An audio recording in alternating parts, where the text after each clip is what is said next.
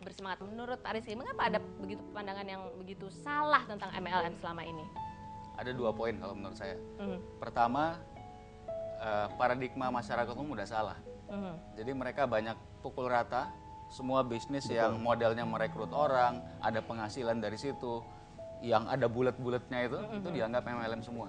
Iya. Padahal sekarang banyak sekali bisnis money game, permainan uang, yang mungkin produknya nggak jelas, atau kalau ada produk pun cuma kedok aja, dianggap MLM. Iya. Dan itu biasanya yang membuat orang punya pengalaman buruk, Iya. uangnya hilang dan sebagainya.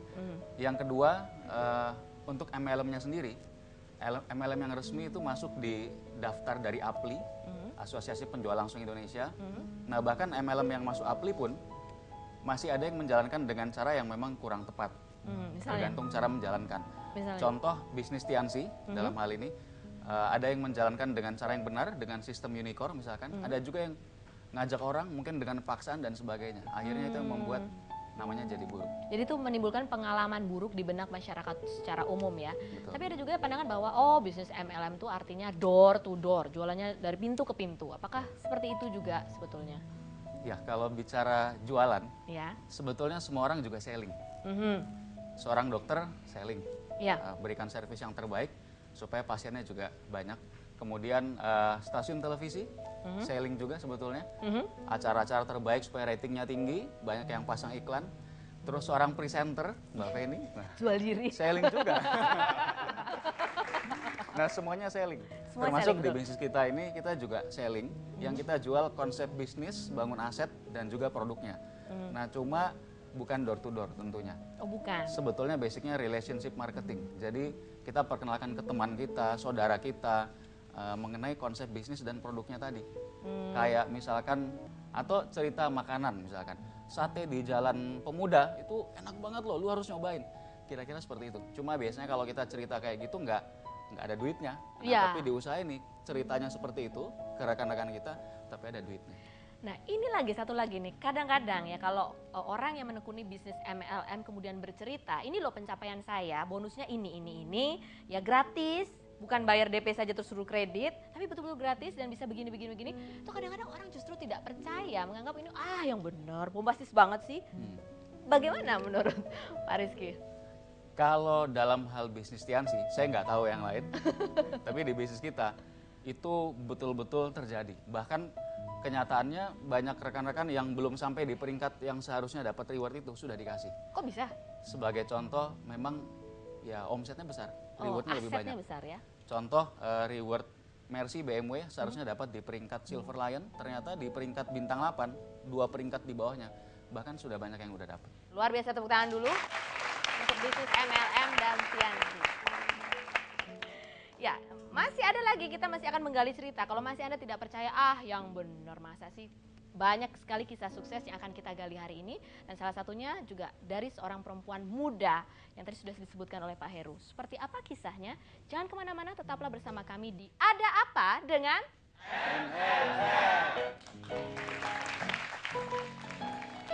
Kalau saya ngasih keluarga saya, ngasih teman saya peluang bisnis ini, di sikap saya memberi dia peluang gitu. Kalau sampai dia yang nolak, dia yang kurang hoki. Gitu. Jadi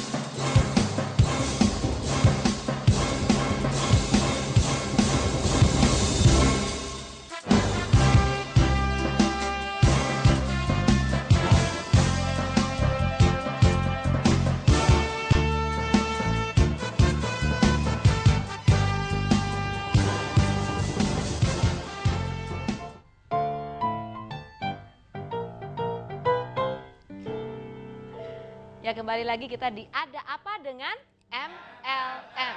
Jadi suatu pertanyaan besar, ada apa dengan MLM sehingga bisa membuat orang begitu, katanya Pak Heru, mudah sekali menjadi sukses ya. Dalam 2 tahun sudah bisa punya 2 BMW. Ya, seperti yang akan dialami oleh tamu kita berikut ini. Tapi sebelum memperkenalkan tamu yang selanjutnya, saya akan bertanya, tantangannya apa sih? Tantangan terbesar yang sebetulnya itu harus langsung ditaklukkan dalam menjalani bisnis MLM ini, Pak Heru?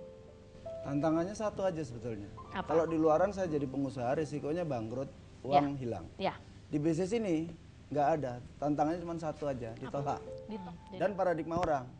Orang menjelaskan bisnis ini, memberikan peluang bisnis ini kepada orang lain. Ada yang paradigmanya gini, aku kalau presentasi ke orang ini, temenku ini, aku kayaknya minta-minta. Karena kesannya dia itu minta-minta, jelas malu kalau ditolak. Kalau saya ngasih keluarga saya, ngasih teman saya peluang bisnis ini, di sikap saya memberi dia peluang gitu. Kalau sampai dia yang nolak, dia yang kurang hoki gitu.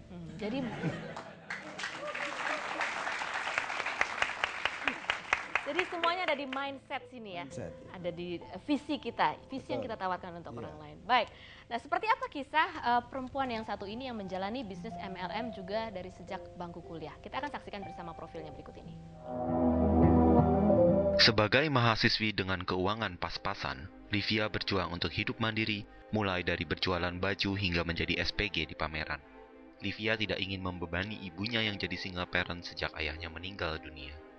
Hidup Livia berubah drastis saat mengenal peluang usaha Tianzi. Dengan sistem unicorn, perjuangan Livia membuahkan hasil nyata.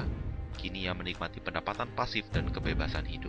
15 bulan sejak bergabung, Livia meraih penghargaan mobil mewah, disusul reward kapal pesiar, pesawat terbang, serta penghargaan tertinggi berupa villa mewah.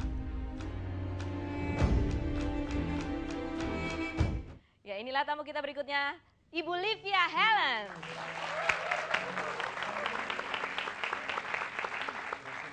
Masih muda sekali. Halo. Silakan duduk. Masih muda sekali, sudah pencapaiannya luar biasa ya. Luar biasa, Dalam guru tempo saya. gurunya malah. Betul. Gurunya lebih muda. Lebih mudah, ini anehnya bisnis. Aneh sekali ya. Kehidupan dunia ya. Tidak berdasarkan usia dan tidak berdasarkan berapa modalnya.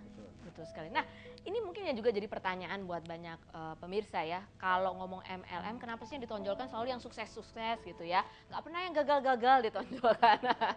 Ini coba kita tanya ke Mbak Livia, gimana?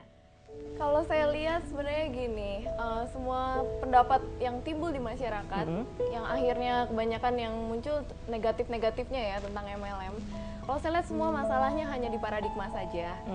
Contoh sederhana deh, kalau saya tanya sama Mbak Feni, kira-kira Mbak Feni mau jadi yang suksesnya apa mau jadi yang gagalnya? Iya pasti mau jadi yang sukses Dalam dong bidang ya. apapun loh ya. Iya, dalam bidang apapun, Pasti betul. mau jadi yang sukses Betul. ya kan. Nah, sederhana.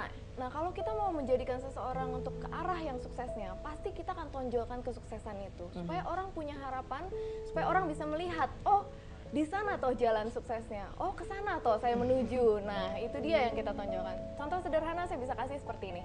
Kalau orang tua menganjurkan anaknya untuk kuliah, apakah yang dicontohkan adalah mereka yang kuliah dan akhirnya menjadi pengangguran, ataukah mereka yang kuliah dan akhirnya sukses? Oke, Bu Livia mungkin bisa cerita sedikit latar belakangnya seperti apa sih sehingga akhirnya bisa terjun ke bisnis MLM ini? Iya, sebenarnya latar belakang saya ini, saya single parent sejak umur saya 14 tahun ya, saya duduk masih di bangku SMP saat itu dan saya putri ketiga, ya, jadi saya anak ketiga dari orang tua saya.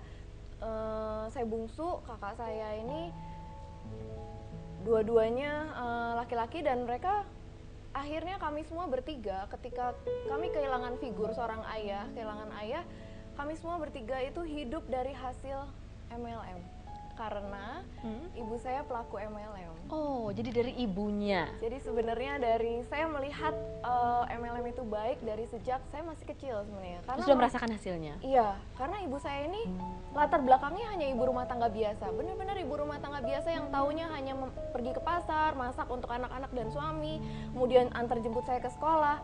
Terus tapi dengan beliau mengikuti MLM, berubah sekali, bahkan sampai penghasilannya itu bisa dipakai untuk menghidupi kami semua. Dari situ saya melihat. Kemudian sejak usia berapa sebetulnya terjun ke bisnis MLM?